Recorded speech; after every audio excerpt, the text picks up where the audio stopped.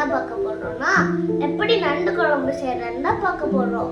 Ingredients அரைக்கிறோம், வதக்குறோம், குழம்பு வச்சு இறக்குறோம். இன்னைக்கு நான் சொல்ல போற ரெசிபி ரொம்ப ஈஸியான டேஸ்டியான ரெசிபி. இதை யார் வேணாலும் செய்யலாம். எப்படி செய்யறதுன்னு பார்க்கலாம் வாங்க. இன்கிரிடியன்ஸ் என்னென்னு பார்க்கலாம்.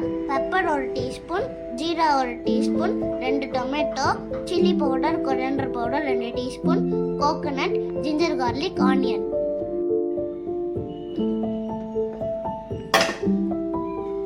நம்ம எடுத்து வச்சிருக்க எல்லா இன்கிரிடியன்ஸும் மிக்ஸி ஜாரில் போட்டு அரைச்சி எடுத்துக்கலாம்.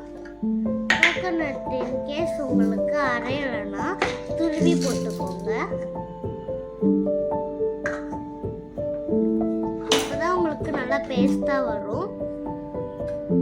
நம்ம இப்போ கொஞ்சம் வாட்டர் ஆட் பண்ணி நல்லா பேஸ்ட் மாதிரி மிக்ஸ் பண்ணி எடுத்துக்கலாம்.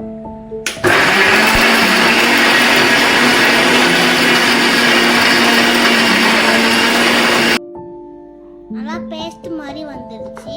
இதே பக்குவத்துக்கு நீங்களும் அரைச்சி எடுத்துக்கோங்க. ஒரு கடாயில் 3 டேபிள் ஸ்பூன் ஆயில் ஆட் பண்ணிக்கோங்க.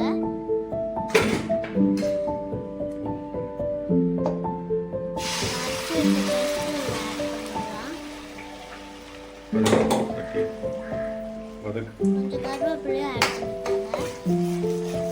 நல்லா மிக்ஸ் பண்ணி விட்டுருங்க.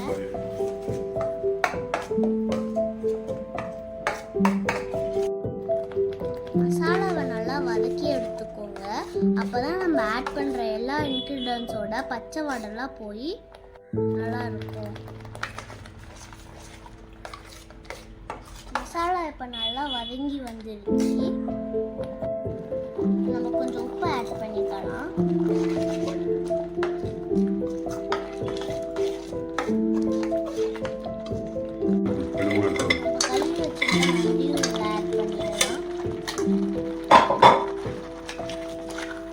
மிக்ஸ் பண்ணி விட்டுருங்க.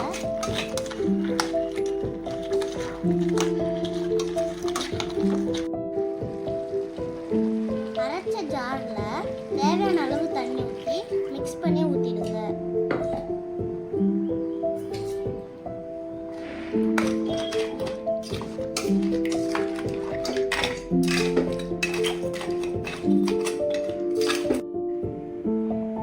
நல்லா கொதிக்க விட்டுருங்க. அப்போதான் நண்டுக்குள்ள மசாலாலாம் ஏறி நல்லா கிரேவியாக வரும். ஒரு மூடி போட்டு நம்ம மூடி வச்சிடலாம்.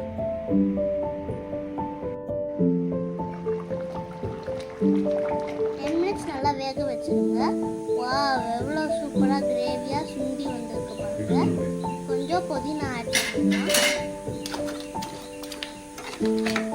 இதை மிக்ஸ் பண்ணி வச்சுருங்க.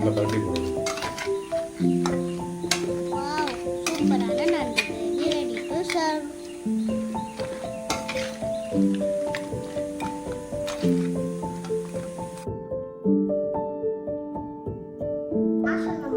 ரெசிபி எவ்வளோ ஈஸியாக இருந்துச்சு பார்த்தீங்களா? இது உங்களுக்கு பிடிச்சிருந்ததுன்னா லைக் பண்ணுங்க, ஷேர் பண்ணுங்க, கமெண்ட் பண்ணுங்க, மறக்காம பெல் ஐக்கானையும் கிளிக் பண்ணிடுங்க. பாய். அப்போதான் நான் உங்களுக்கு போடுற வீடியோவில் டிக்கெட் வந்து சேரும்.